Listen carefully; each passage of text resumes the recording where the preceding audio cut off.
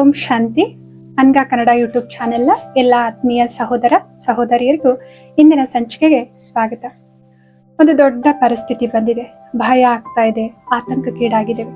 ಅಂತಹ ಸಂದರ್ಭದಲ್ಲಿ ನಮ್ಮ ಆತ್ಮೀಯರೊಬ್ರು ಬಂದ್ಬಿಟ್ಟು, ಚಿಂತಿಸಬೇಡಿ, ನಾನ್ ನಿಮ್ ಜೊತೆಯಲ್ಲಿದ್ದೇನೆ, ಸೊ ಪರವಾಗಿಲ್ಲ, ಇದು ಕೂಡ ಬೇಗ ಪರಿಸ್ಥಿತಿ ಹೋಗ್ಬಿಡುತ್ತೆ ಅಂತ ಹೇಳಿದ್ರು ಅಂತಂದ್ರೆ ನಮ್ಮ ಭಯ, ಆತಂಕದ ಭಾವನೆ ಒಂದ್ ಸೆಕೆಂಡ್ ಅಲ್ಲಿ ಏನಾಗುತ್ತೆ, ನಿರಾಳವಾಗುತ್ತೆ ಅಲ್ವಾ. ಒಬ್ರು ಭರವಸೆ ಕೊಡ್ತಾ ಇದಾರೆ, ಚಿಂತಿಸಬೇಡಿ ಅಂತ ಹೇಳ್ತಾ ಇದಾರೆ ಅಂತಂದ್ರೆ ಹಗುರತೆಯ ಅನುಭವನ ನಾವು ಮಾಡ್ತೇವೆ. ಒಬ್ಬ ಅಜ್ಜಿ ಬೆಳಗ್ಗೆಯಿಂದ ಹೂ ಮಾರ್ತಾ ಬಿಸಿಲಲ್ಲಿ ಕುಳಿತುಕೊಂಡಿದ್ದಾರೆ. ಸೊ ತುಂಬಾ ನಿರಾಶೆ ಆಗ್ತಾ ಇದೆ, ಯಾಕಂದ್ರೆ ಅವರು ಯಾರು ಬಂದು ಆ ಹೂವನ್ನ ಕೊಂಡ್ಕೊಳ್ತಾ ಇಲ್ಲ ಅಂತ ಮನಸ್ಸು ಭಾರ ಆಗ್ತಾ ಇದೆ. ಅಂತಹ ಸಂದರ್ಭದಲ್ಲಿ ಒಬ್ಬ ವ್ಯಕ್ತಿ ಬರ್ತಾರೆ, ಅಜ್ಜಿ ಹೂವು ಎಷ್ಟು ಅಂತ ಕೇಳ್ತಾರೆ, ಮತ್ತು ಹೂವನ್ನ ಕೊಂಡ್ಕೊಂಡ್ಬಿಟ್ಟು, ಅಜ್ಜಿ ತುಂಬಾ ಥ್ಯಾಂಕ್ಸ್, ತುಂಬಾ ಕಡೆ ಹುಡುಕ್ತಾ ಇದ್ದೆ, ಎಲ್ಲಿ ಸಿಗ್ತಾನೆ ಇರ್ಲಿಲ್ಲ, ಎಷ್ಟು ಫ್ರೆಶ್ ಆಗಿರುವಂತ ಹೂವನ್ನ ನೀವು ಕೊಟ್ರಿ, ಮನೇಲಿ ಎಲ್ಲರೂ ಕೂಡ ಈ ಹೂವನ್ನ ಇಷ್ಟಪಡ್ತಾರೆ, ತುಂಬಾ ತುಂಬಾ ಥ್ಯಾಂಕ್ಸ್ ಅಜ್ಜಿ ಅಂತ ಹೇಳ್ತಾರೆ. ಅವರ ಒಂದು ಥ್ಯಾಂಕ್ಸ್ ಆ ಅಜ್ಜಿಗೆ ಬೆಳಗ್ಗೆಯಿಂದ ಏನ್ ಮನಸ್ಸು ಭಾರ ಆಗ್ತಾ ಇತ್ತು, ನಿರಾಶೆಗೊಳಗಾಗಿತ್ತಲ್ವಾ, ಸೊ ಹಗುರತೆ ಅನುಭವ ಮಾಡ್ತಾರೆ. ಅವ್ರ ಮುಖದಲ್ಲಿ ಕೂಡ ಒಂದು ಕಿರುನಗೆ ಅನ್ನೋದು ಬರುತ್ತೆ. ಒಬ್ಬ ವ್ಯಕ್ತಿ ಒಂದು ಕಾಂಪಿಟೇಷನ್ ಅಲ್ಲಿ ಪಾರ್ಟಿಸಿಪೇಟ್ ಮಾಡ್ಬೇಕು ಅಂತ ಹಲವಾರು ತಿಂಗಳುಗಳಿಂದ ಕಠಿಣ ಪರಿಶ್ರಮವನ್ನ ಮಾಡಿರ್ತಾರೆ. ಆ ಕಾಂಪಿಟೇಷನ್ ಅಲ್ಲಿ ಪಾರ್ಟಿಸಿಪೇಟ್ ಕೂಡ ಮಾಡಿರ್ತಾರೆ, ಆ ಸ್ಪೋರ್ಟ್ಸ್ ಅಲ್ಲಿ. ಅದ್ರ ಲಾಸ್ಟ್ ಸೆಕೆಂಡ್ ಅಲ್ಲಿ ಸೋತೋಗ್ಬಿಡ್ತಾರೆ, ತುಂಬಾ ನಿರಾಶೆಗೊಳಗಾಗ್ಬಿಟ್ಟು ಸೊ ಕುಳಿತುಕೊಂಡ್ಬಿಡ್ತಾರೆ. ಅವ್ರ ಕೋಚ್ ಬಂದ್ಬಿಟ್ಟು ಅವ್ರಿಗೆ ಹೇಳ್ತಾರೆ, ಇದು ಅಂತ್ಯ ಅಲ್ಲ, ನನ್ಗೆ ನಿನ್ ಮೇಲೆ ಸಂಪೂರ್ಣವಾದ ವಿಶ್ವಾಸ ಇದೆ, ನೆಕ್ಸ್ಟ್ ಪಂದ್ಯದಲ್ಲಿ ನೀನೇ ಗೆಲ್ಲೋದು ಅಂತ ಹೇಳ್ತಾರೆ. ಅವರ ಒಂದು ಮಾತಿನಿಂದ ಮತ್ತೊಮ್ಮೆ ಅವರಲ್ಲಿ ಉಮಂಗ, ಉತ್ಸಾಹ ಅನ್ನೋದು ಬಂತು. ಒಂದು ದೊಡ್ಡ ಕೆಲಸ, ಕಠಿಣವಾಗಿದೆ, ಆನ್ ಟೈಮ್ ಅಲ್ಲಿ ಅದನ್ನ ತುಂಬಾ ಪರಿಶ್ರಮ ಪಟ್ಟು ಅದನ್ನ ಮಾಡಿ ಮುಗಿಸ್ತಾ ಇದ್ದಾರೆ. ಒಬ್ಬ ವ್ಯಕ್ತಿಗೆ ಖುಷಿ ಆಗ್ತಾ ಇದೆ, ನಾನು ಇಷ್ಟು ದೊಡ್ಡ ಕೆಲಸವನ್ನು ಹೇಳಿ ಟೈಮಲ್ಲಿ ಮಾಡಿ ಮುಗಿಸಿದ್ನಲ್ವಾ ಅಂತ ಆ ವ್ಯಕ್ತಿಗೆ ಖುಷಿ ಆಗ್ತಾ ಇದೆ. ಸೊ ಅದೇ ಸಂದರ್ಭದಲ್ಲಿ ಇನ್ನೊಬ್ರು ಬಂದ್ಬಿಟ್ಟು ಒಂದು ಚಿಕ್ಕದಾದ ಲೋಪದೋಷಗಳನ್ನ ಕಂಡು ಹಿಡಿತಾ ಇದ್ದಾರೆ ಮತ್ತು ಹೇಳ್ತಾ ಇದ್ರೆ, ನಿಮ್ಗೆ ಯಾವ ಕೆಲಸನೂ ಸರಿಯಾಗಿ ಮಾಡ್ಲಿಕ್ಕೆ ಬರೋದೇ ಇಲ್ಲ, ನಿಮ್ಮಲ್ಲಿ ಇಷ್ಟು ಕೆಪಾಸಿಟಿನೇ ಇಲ್ಲ ಅಂತ ಹೇಳ್ತಾ ಇದ್ದಾರೆ. ಒಂದು ಸೆಕೆಂಡ್ ಅಲ್ಲಿ ಅವ್ರ ಮನಸ್ಸಿನಲ್ಲಿರುವಂತಹ ಖುಷಿ ಮಾಯ ಆಗ್ತಾ ಇದೆ. ಅಂತಂದ್ರೆ ಹೇಳೋ ಅರ್ಥ ಇವುಗಳನ್ನ ಅಂತಂದ್ರೆ, ನಾವು ಮಾತನಾಡುವಂತಹ ಪ್ರತಿಯೊಂದು ಶಬ್ದ ಕೇವಲ ಇದು ಪದಗಳ ಗುಚ್ಛ ಅಲ್ಲ. ನಾವು ಮಾತನಾಡೋದು ಪ್ರತಿಯೊಂದು ಶಬ್ದಕ್ಕೂ ಅದರದೇ ಆದ ಫ್ರೀಕ್ವೆನ್ಸಿ ಇದೆ, ಕಂಪನಗಳಿದಾವೆ. ಪ್ರತಿಯೊಂದು ಶಬ್ದನೂ ಕೂಡ ಒಂದು ಶಕ್ತಿಯಾಗಿದೆ. ಒಂದು ಶಬ್ದ ನಮ್ಮನ್ನ ಉಮಂಗ, ಉತ್ಸಾಹ ತುಂಬಿಟ್ಟು ಆ ಖುಷಿಯಲ್ಲಿ ಉತ್ತಂಗಕ್ಕೇರಿಸಬಹುದು, ಅಥವಾ ಅದೇ ಒಂದು ಶಬ್ದ ನಮ್ಮನ್ನ ನಿರಾಶೆಗೆ ಒಳಗ ಮಾಡ್ಬಿಟ್ಟು ಒಂದು ಆಳವಾದ ಕಂದಕಕ್ಕೆ ತಳ್ಳಬಹುದು.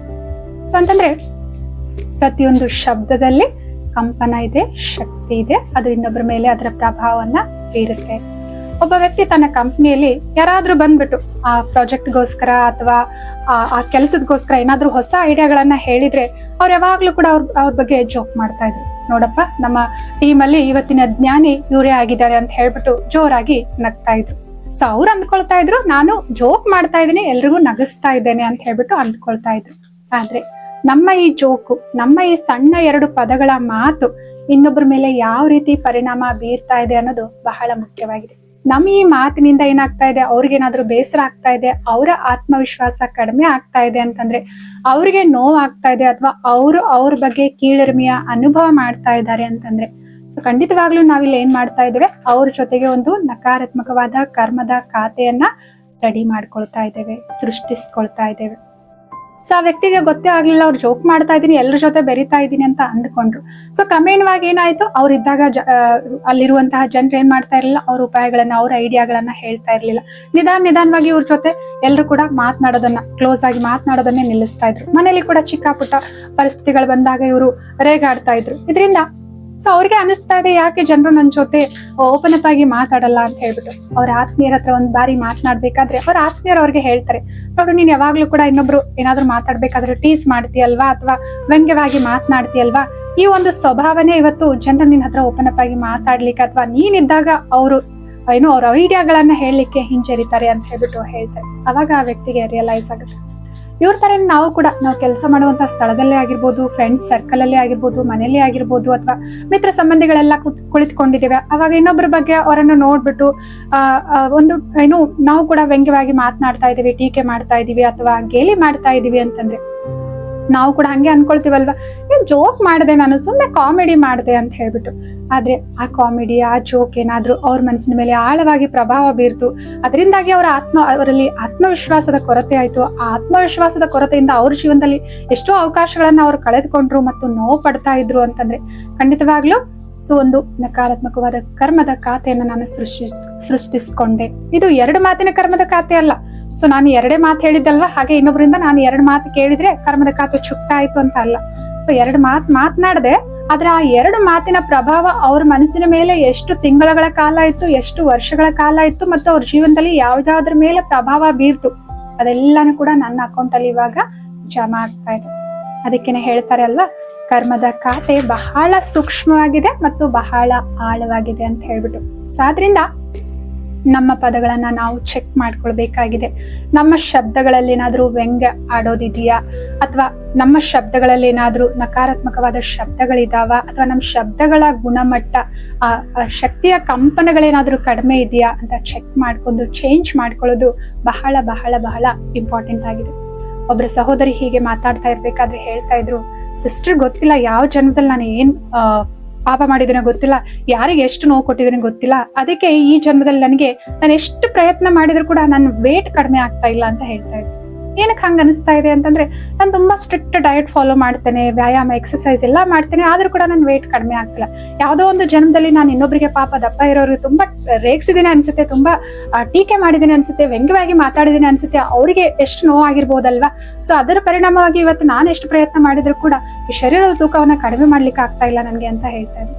ಯಾಕೆ ಅವ್ರಿಗೆ ಹಾಗ ಅನಿಸ್ತು? ಸೊ ಅವ್ರಿಗೆ ಅನಿಸಿರ್ಬೋದಲ್ವಾ, ಯಾವಾಗ್ಲೂ ಒಂದು ಆಗಿರೋ ಕರ್ಮದ ಪ್ರತಿಫಲವಾಗಿ ಸೊ ಇವತ್ತು ನಾನು ಇಷ್ಟು ಪ್ರಯತ್ನ ಪಟ್ರು ಕೂಡ ಏನಾಗ್ತಾ ಇಲ್ಲ, ಫಲ ಸಿಗ್ತಾ ಇಲ್ಲ ಅಂತ ಹೇಳ್ಬಿಟ್ಟು. ಅಂತಂದ್ರೆ ನಮ್ಗೆ ಗೊತ್ತಿರಲ್ಲ, ನಮ್ಮ ಯಾವ ಒಂದು ಮಾತು, ಯಾವ ಒಂದು ಜೋಕು ಇನ್ನೊಬ್ರಿಗೆ ಯಾವ ರೀತಿ ಮನಸ್ಸಿನ ಮೇಲೆ ನೋವು ಉಂಟು ಮಾಡ್ತಾ ಇದೆ ಅಂತ ಹೇಳ್ಬಿಟ್ಟು ನಮ್ಗೆ ನಿಜವಾಗ್ಲೂ ಗೊತ್ತಿರೋದಿಲ್ಲ.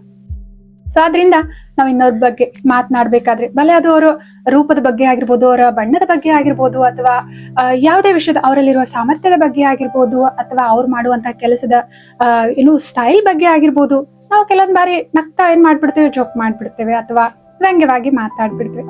ಸೊ ಇದರಿಂದಾಗಿ ಅವ್ರಿಗೆ ಆಳವಾಗಿ ನೋವಾಗಿತ್ತು ಅಂತಂದ್ರೆ ಅದೆಲ್ಲಾನು ಕೂಡ ಸೊ ಕರ್ಮದ ಖಾತೆಯಲ್ಲಿ ಜಮಾ ಆಗ್ತಾ ಇದೆ. ಅದಕ್ಕೋಸ್ಕರ ನಾವು ಸೊ ಗಮನ ಕೊಡ್ಬೇಕಾಗಿದೆ. ಸೊ ಅಂತಂದ್ರೆ ಕೆಲವೊಂದ್ ಬಾರಿ ನಮ್ ಬಗ್ಗೆನೂ ಕೂಡ ನಾವೇನ್ ಮಾಡ್ತಿರ್ತೀವಿ, ಕಡಿಮೆ ಶಕ್ತಿ ಇರುವಂತಹ ಪದಗಳನ್ನ ಬಳಸ್ತಿರ್ತೇವೆ.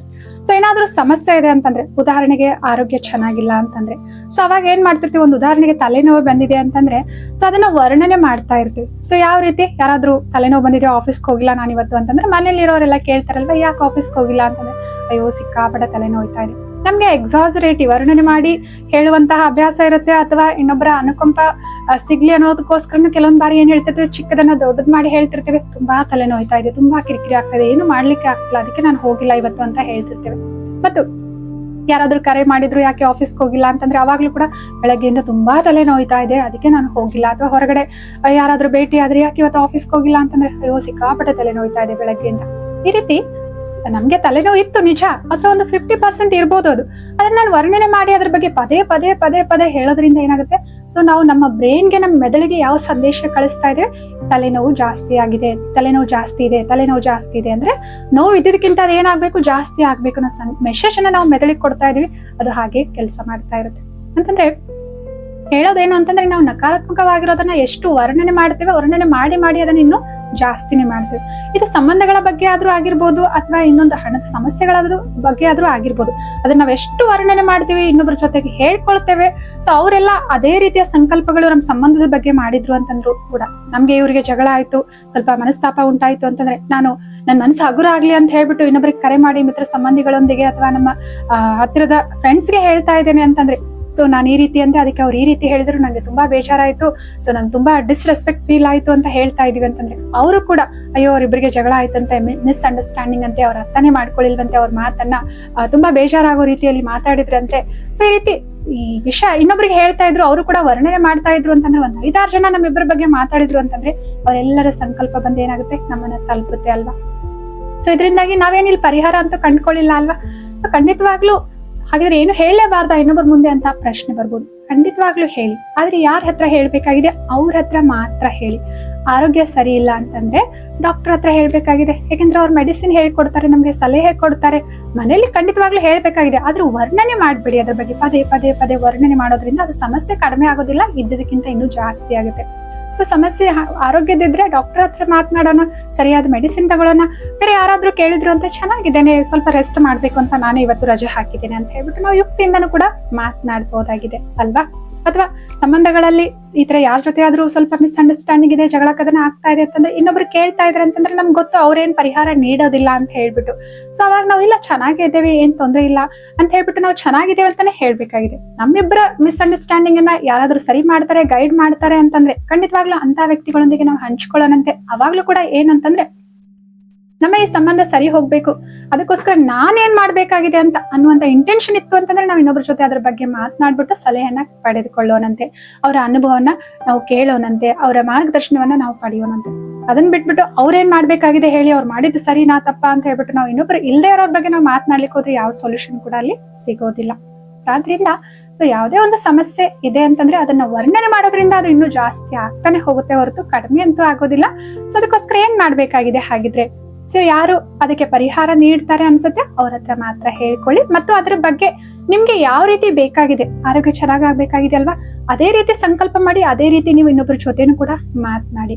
ಸೊ ಆರೋಗ್ಯ ಚೆನ್ನಾಗಿದೆ, ಎಲ್ಲ ಚೆನ್ನಾಗಿದೆ, ನಾನು ಚೆನ್ನಾಗಿದ್ದೇನೆ ಅಂತ ಹೇಳಿ ಡಾಕ್ಟರ್ ಹತ್ರ ಏನ್ ಬೇಕೋ ಅದನ್ನ ಮೆಡಿಸಿನ್ ತಗೊಳ್ತಾ ನಿಮ್ಮ ಆರೋಗ್ಯಕ್ಕೆ ಕೂಡ ಸಕಾರಾತ್ಮಕವಾದ ಸಂಕಲ್ಪಗಳನ್ನ ಕಳಿಸ್ತಾ ಇರಿ, ಅಫರ್ಮೇಶನ್ಸ್ ಗಳನ್ನ ಮಾಡ್ತಾ ಇರಿ. ನನ್ನ ಆರೋಗ್ಯ ಚೆನ್ನಾಗಿದೆ, ನಾನು ಕಂಪ್ಲೀಟ್ ಪರ್ಫೆಕ್ಟ್ ಆಗಿದ್ದೇನೆ ಅಂತ ಹೇಳ್ಬಿಟ್ಟು ಆರೋಗ್ಯದ ಬಗ್ಗೆನೂ ಕೂಡ ಒಳ್ಳೆ ಸಂಕಲ್ಪಗಳನ್ನ ಮಾಡಿ. ನಮ್ ಸಂಬಂಧ ತುಂಬಾ ಅನ್ಯೂನ್ಯವಾಗಿದೆ, ನಾವಿಬ್ರು ಪರಸ್ಪರ ಒಬ್ರು ಇನ್ನೊಬ್ಬರನ್ನ ಅರ್ಥ ಮಾಡ್ಕೊಳ್ತೇವೆ, ರೆಸ್ಪೆಕ್ಟ್ ಕೊಡ್ತೀವಿ ಅಂತ ಹೇಳ್ಬಿಟ್ಟು ಸಂಬಂಧ ಬಗ್ಗೆನೂ ಕೂಡ ಚೆನ್ನಾಗಿ ಮಾತಾಡಿ ಸಂಕಲ್ಪಗಳನ್ನ ಮಾಡಿ. ನೋಡಿ, ಪ್ರತಿಯೊಂದು ಶಬ್ದಕ್ಕೂ ಕೂಡ ಅದರದ್ದೇ ಆದ ಶಕ್ತಿ ಇದೆ. ಸೊ ಎಷ್ಟೋ ಬಾರಿ ನಾವು ಹೊರಗಡೆನೂ ಕೂಡ ಏನ್ ಮಾಡ್ತಾರೆ, ತುಂಬಾ ಹುಷಾರಿಲ್ಲ ಅಂತಂದ್ರೆ ಈ ಮಂತ್ರವನ್ನ ಜಪ ಮಾಡಿ, ಅಥವಾ ತುಂಬಾ ಹಣಕಾಸಿನ ನಷ್ಟ ಆಗ್ತಾ ಇದೆ ಅಂತಂದ್ರೆ ನೀವು ಈ ಮಂತ್ರವನ್ನ ಜಪ ಮಾಡಿ, ಅಥವಾ ಭಯ ಆಗ್ತಾ ಇದೆ ಅಂತಂದ್ರೆ ಆ ಭಯದಿಂದ ಹೊರಗಡೆ ಬರ್ಬೇಕು ಅಂತಂದ್ರೆ ಈ ಮಂತ್ರವನ್ನ ಜಪ ಮಾಡಿ, ಅಥವಾ ಜೀವನದಲ್ಲಿ ಪದೇ ಪದೇ ವಿಘ್ನಗಳೇ ಬರ್ತಾ ಇದೀವಿ ಅಂತಂದ್ರೆ ಆ ವಿಘ್ನ ದೂರ ಆಗ್ಬೇಕಂತಂದ್ರೆ ಈ ಮಂತ್ರವನ್ನ ಜಪ ಮಾಡಿ ಅಂತ ಸೊಲ್ಯೂಷನ್ ಹೇಳ್ತಿರ್ತಾರಲ್ವಾ. ಯಾಕೆ ಹೇಳ್ತಾರೆ? ಯಾಕೆಂದ್ರೆ ಆ ಮಂತ್ರದಲ್ಲಿರುವಂತಹ ಶಬ್ದಗಳಲ್ಲಿ ಒಂದು ಶಕ್ತಿ ಇದೆ. ಆ ಶಕ್ತಿಯ ಕಂಪನಗಳೇನ್ ಮಾಡ್ತವೆ, ನಮ್ಮ ಭಾವನೆಗಳ ಮೇಲೆ ಏನ್ ಮಾಡ್ತಿರ್ತವೆ, ಪ್ರಭಾವ ಬೀರ್ತಿರ್ತವೆ. ಸೊ ಅಂತಂದ್ರೆ ನಾವು ಯಾವ ರೀತಿ ಸಂಕಲ್ಪ ಮಾಡ್ತೀವಿ, ಯಾವ ರೀತಿ ಶಬ್ದಗಳ ಉಚ್ಚಾರಣೆ ಮಾಡ್ತೀವಿ, ಅವುಗಳಿಂದ ಏನಾಗ್ತಿರುತ್ತೆ, ನಮ್ಮ ಮನಸ್ಸಿನ ಮೇಲೆ ಪ್ರಭಾವ ಬೀರ್ತಾ ಇರುತ್ತೆ. ಸೊ ಆದ್ರಿಂದ ಆ ಮಂತ್ರಗಳನ್ನು ಕೂಡ ನಾವು ಸ್ಪಷ್ಟವಾಗಿ ಸರಿಯಾಗಿ ಉಚ್ಚಾರಣೆ ಮಾಡ್ಬೇಕಾಗುತ್ತೆ. ತಪ್ಪಾಗಿ ಮಾಡಿದ್ರೆ ಅದರ ಸಿದ್ಧಿ ಸಿಗೋದಿಲ್ಲ. ಹಾಗೇನೆ ನಮ್ಮ ಮಾತುಗಳನ್ನು ಕೂಡ ನಾವು ಸರಿಯಾದ ರೀತಿಯಲ್ಲಿ ಶಬ್ದಗಳನ್ನ ಬಳಸಿದ್ವಿ ಅಂತಂದ್ರೆ ಖಂಡಿತವಾಗ್ಲೂ ಏನಾಗುತ್ತೆ, ಅದು ನಮ್ಗೆ ಸಕಾರಾತ್ಮಕವಾದ ಪರಿಣಾಮವನ್ನ ನೀಡುತ್ತೆ. ಸೊ ಆದ್ರಿಂದ ನಮ್ಮ ಡಿಕ್ಷನರಿಯನ್ನ ನಾವು ಒಂದು ಬಾರಿ ಚೆಕ್ ಮಾಡಿಕೊಳ್ಳೋಣಂತೆ. ಸೊ ಯಾವ್ದಾದ್ರೂ ವ್ಯಂಗ್ಯವಾಗಿ ಮಾತನಾಡುವಂಥದ್ದು ಅಥವಾ ಕಡಿಮೆ ಕಂಪನಗಳ ಶಕ್ತಿ ಇರುವಂತಹ ಶಬ್ದಗಳು ನಮ್ಮ ಡಿಕ್ಷನರಿಯಲ್ಲಿ ಇದಾವೆ ಅಂತಂದ್ರೆ ಅವುಗಳನ್ನ ಇವತ್ತೇ ಒಂದು ದೃಢ ಸಂಕಲ್ಪ ಮಾಡ್ಬಿಟ್ಟು ತೆಗೆದು ಹಾಕೋಣಂತೆ. ಸೊ ನಮ್ಗೆ ಅನ್ಸಿರ್ಬೋದು, ಆದ್ರೆ ಅದು ಎಷ್ಟೋ ಬಾರಿ ದೊಡ್ಡದಾಗಿರುವಂತಹ ನಕಾರಾತ್ಮಕವಾದ ಕರ್ಮದ ಖಾತೆಯನ್ನ ಸೃಷ್ಟಿ ಮಾಡೋದಕ್ಕಾಗಿ ನಿಮಿತ್ತ ಆಗುತ್ತೆ. ಸೊ ಅದಕ್ಕೋಸ್ಕರ ಅಂತ ಶಬ್ದಗಳನ್ನ ನಾವು ನಮ್ಮ ಡಿಕ್ಷನರಿಯಿಂದ ತೆಗೆದು ಹಾಕೋಣ, ಮತ್ತು ಶ್ರೇಷ್ಠವಾಗಿರುವಂತಹ ಧನಾತ್ಮಕವಾಗಿರುವಂತಹ ಶಬ್ದಗಳನ್ನ ನಮ್ಮ ಡಿಕ್ಷನರಿಯಲ್ಲಿ ದಿನಾಲು ಕೂಡ ನಾವು ಆಡ್ ಮಾಡ್ಕೊಳ್ತಾ ಹೋಗೋಣಂತೆ. ಇದಕ್ಕೊಂದು ಉತ್ತಮವಾದ ಸಾಧನ ಅಂತಂದ್ರೆ ದಿನಾಲು ಕೂಡ ನಾವು ಸ್ವಲ್ಪ ಸಮಯ ತೆಗೆದ್ಬಿಟ್ಟು ಆಧ್ಯಾತ್ಮಿಕ ಜ್ಞಾನವನ್ನ ಕೇಳಿದ್ವಿ ಅಂತಂದ್ರೆ ಸಾಕಷ್ಟು ನಮ್ಗೆ ಸಕಾರಾತ್ಮಕವಾದ ಶ್ರೇಷ್ಠ ಶಬ್ದಗಳನ್ನ ನಮ್ಮ ಡಿಕ್ಷನರಿಯಲ್ಲಿ ನಾವು ದಿನಾಲು ಆಡ್ ಮಾಡ್ಕೊಳ್ಬಹುದಾಗಿದೆ. ಮತ್ತು ನಮ್ಮ ದಿನನಿತ್ಯದ ಜೀವನದಲ್ಲಿ ನಾವು ಸ್ವಲ್ಪ ಕಾನ್ಸಿಯಸ್ ಆಗಿ ಅಂತಹ ಶಬ್ದಗಳ ಬಳಕೆಯನ್ನ ನಮ್ಮ ಆರೋಗ್ಯಕ್ಕಾಗಿ, ನಮಗೋಸ್ಕರ, ನಮ್ಮ ಸಂಬಂಧಗಳಿಗೋಸ್ಕರ, ಮತ್ತು ನಮ್ಮ ಬರುವಂತ ಪರಿಸ್ಥಿತಿಗಳೇ ಇರ್ಬೋದು, ಎಲ್ಲದಕ್ಕೋಸ್ಕರ ನಾವು ಅದನ್ನೇ ಬಳಸಿದ್ವಿ. ಏನ್ ಬೇಕಾಗಿದೆ ಅದನ್ನೇ ನಾವು ಸಂಕಲ್ಪ ಮಾಡಿದ್ವಿ, ಅದನ್ನೇ ನಾವು ಬಳಸಿದ್ವಿ ಅಂತಂದ್ರೆ ನಮ್ಮ ಆರೋಗ್ಯನೂ ಚೆನ್ನಾಗಿರುತ್ತೆ, ಮತ್ತು ನಮ್ಮ ಸಂಬಂಧಗಳು ಉತ್ತಮಗೊಳ್ತವೆ, ಮತ್ತು ಎಲ್ಲರೊಂದಿಗೂ ಕೂಡ ನಾವು ಎಲ್ಲಾ ಪರಿಸ್ಥಿತಿಗಳನ್ನ ಸರಿಯಾಗಿ ನಿಭಾಯಿಸಬಹುದಾಗಿದೆ, ಮತ್ತು ನಮ್ಮಿಂದ ಸದಾ ಯಾವಾಗ್ಲೂ ಸಕಾರಾತ್ಮಕವಾದ ಕಂಪನಗಳೇ ಹೊರಸೂಸ್ತಿರ್ತವೆ. ಇದರಿಂದ ಏನಾಗ್ತಿರುತ್ತೆ, ವಾತಾವರಣದಲ್ಲಿ ಕೂಡ ಒಂದು ಹಗುರತೆಯ ಸಕಾರಾತ್ಮಕವಾದ ವಾತಾವರಣನೂ ಕೂಡ ನಿರ್ಮಾಣಗೊಳ್ಳುತ್ತೆ.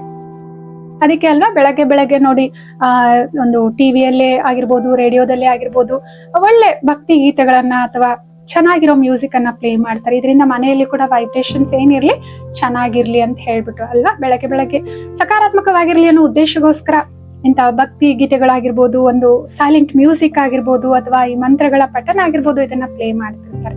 ಸೊ ಆದ್ರೆ ಇನ್ನೊಂದು ವಿಷಯ ಏನು ಗಮನ ಕೊಡ್ಬೇಕಾಗಿದೆ ಅಂದ್ರೆ, ಬೆಳಗ್ಗೆ ಅಂತ ನಾವು ಚೆನ್ನಾಗಿ ಮಾಡಿದ್ವಿ ವಾತಾವರಣವನ್ನ, ಆದ್ರೆ ಇಡೀ ದಿನ ನಮ್ಮ ಮನೆಯಲ್ಲಿ ಏನ್ ಪ್ಲೇ ಆಗ್ತಾ ಇದೆ, ಯಾವ ಶಬ್ದ, ಯಾವ ಧ್ವನಿ ನಾವು ಪ್ಲೇ ಮಾಡ್ತಾ ಇದೀವಿ ಅನ್ನೋದ್ರ ಮೇಲೆ ತುಂಬಾ ಇಂಪಾರ್ಟೆಂಟ್ ಆಗಿದೆ. 1 ಗಂಟೆ ನಾವು ಚೆನ್ನಾಗಿರೋ ಶಬ್ದಗಳನ್ನ ಪ್ಲೇ ಮಾಡಿದ್ವಿ, ಆಮೇಲೆ ಕ್ರೈಮ್ ಇರೋದನ್ನ, ಅಥವಾ ವೈಲೆನ್ಸ್ ಇರೋದನ್ನ, ಅಥವಾ ಭಯ ಇರೋದನ್ನ, ಅಸುರಕ್ಷತೆಯ ಅನುಭವ ಮಾಡುವಂತಹ ಇಂತಹ ಶಬ್ದಗಳನ್ನೇ ನಾವು ಪ್ಲೇ ಮಾಡ್ತಾ ಇದೀವಿ, ನೋಡ್ತಾ ಇದೀವಿ ಅಂತಂದ್ರೆ ಇಡೀ ದಿನ ಏನ್ ಮಾಡ್ತಾ ಇದ್ದೇವೆ, ಅಂತ ಕಂಪನಗಳು ನಮ್ಮ ಮನೆಯಲ್ಲಿ ಕೂಡ ಹೊರಸೂಸ್ತಾ ಇದಾವೆ ಆ ಮಾಧ್ಯಮದ ಮೂಲಕ ಅಲ್ವಾ. ಸೊ ಆದ್ರಿಂದ ಇದ್ರ ಬಗ್ಗೆನೂ ಕೂಡ ನಾವು ಕಾಳಜಿ ವಹಿಸೋಣ. ಏನ್ ನೋಡ್ತಾ ಇದೀವಿ ದಿನಾಲು, ಏನ್ ಕೇಳ್ತಾ ಇದೀವಿ, ಅದು ಕೂಡ ಶಬ್ದ, ಅದು ಕೂಡ ಮಾಹಿತಿನೇ ಆಗಿದೆ ಅಲ್ವಾ. ಅದನ್ನ ನೋಡ್ಬಿಟ್ಟು ಏನ್ ಮಾಡ್ತಿರ್ತೀವಿ, ನಾವು ಕೂಡ ಕಲಿತಾ ಇರ್ತೀವಿ. ನಮ್ಗೆ ಗೊತ್ತಿಲ್ಲದೆ ಆ ಶಬ್ದಗಳನ್ನ ನಾವು ಕೂಡ ನಮ್ಮ ವೊಕ್ಯಾಬ್ಯುಲರಿಯಲ್ಲಿ ಅಥವಾ ನಮ್ಮ ಕಾನ್ವರ್ಸೇಷನ್ ಅಲ್ಲಿ ಬಳಸ್ತಾ ಇರ್ತೇವೆ. ಸೊ ಆದ್ರಿಂದ ಮೊದಲನೇದಾಗಿ ನಮ್ ಡಿಕ್ಷನರಿ ಚೆಕ್ ಮಾಡ್ಕೊಂಡಂತ ವ್ಯಂಗ್ಯವಾದ ಶಬ್ದಗಳನ್ನ, ಕಡಿಮೆ ಎನರ್ಜಿ ಇರುವಂತಹ ಶಬ್ದಗಳನ್ನ ಡಿಕ್ಷನರಿಯಿಂದ ತೆಗೆದುಹಾಕೋಣ. ಸ್ಪಿರಿಚುವಲ್ ಅಭ್ಯಾಸ ಸ್ಟಡಿ ಮಾಡ್ತಾ ಅಥವಾ ಧ್ಯಾನದಂತ ಅಭ್ಯಾಸಗಳನ್ನ ಮಾಡ್ತಾ ನಮ್ಮ ಡಿಕ್ಷನರಿಯಲ್ಲಿ ಸಕಾರಾತ್ಮಕ ಶ್ರೇಷ್ಠ ಶಬ್ದಗಳನ್ನ ತುಂಬಿಸ್ಕೊಳ್ಳೋಣಂತೆ ಮತ್ತು ಸರಿಯಾದ ಶಬ್ದಗಳನ್ನ ನಮ್ಮ ಮಾತಿನಲ್ಲಿ ನಾವು ಬಳಸೋಣಂತೆ ಮತ್ತು ಎಲ್ಲರೊಂದಿಗೂ ಕೂಡ ನಮ್ಮ ಮಾತುಗಳನ್ನ ಸಕಾರಾತ್ಮಕವಾಗಿ ಶ್ರೇಷ್ಠವಾಗಿ ಇಟ್ಕೊಂಡ್ವಿ ಅಂತಂದ್ರೆ ವಾತಾವರಣದಲ್ಲಿ ಕೂಡ, ಪರಿಸರದ ಮೇಲೆ ಕೂಡ ಒಂದು ಏನಾಗುತ್ತೆ, ಸಕಾರಾತ್ಮಕವಾದ ಪ್ರಭಾವ ಬೀರುತ್ತೆ.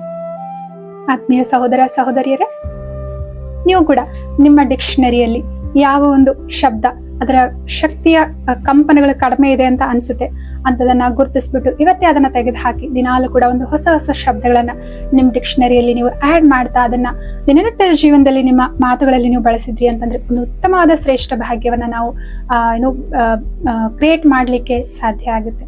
ಸೊ ಈ ಮಾಹಿತಿ ನಿಮ್ಗೆಲ್ರಿಗೂ ಇಷ್ಟ ಆಗಿತ್ತು ಅಂತಂದ್ರೆ ನಿಮ್ಮ ಮಿತ್ರ ಸಂಬಂಧಿಗಳೊಂದಿಗೆ ನೀವು ಹಂಚಿಕೊಳ್ಬಹುದಾಗಿದೆ. ಮತ್ತು ಇಂಥದೇ ಉಪಯುಕ್ತ ಮಾಹಿತಿಯನ್ನ ಪಡೆಯೋದಕ್ಕಾಗಿ ಅನಘಾ ಕನ್ನಡ ಯೂಟ್ಯೂಬ್ ಚಾನೆಲ್ ಅನ್ನ ತಪ್ಪದೆ ಸಬ್ಸ್ಕ್ರೈಬ್ ಮಾಡಿ. ಮುಂದಿನ ಸಂಚಿಕೆಯಲ್ಲಿ ನಾವೆಲ್ಲರೂ ಕೂಡ ಇನ್ನೊಂದು ವಿಷಯದೊಂದಿಗೆ ಭೇಟಿಯಾಗೋಣ. ಅಲ್ಲಿವರೆಗೂ ತಮ್ಮೆಲ್ಲರಿಗೂ ಕೂಡ ನಮಸ್ತೆ. ಓಂ ಶಾಂತಿ.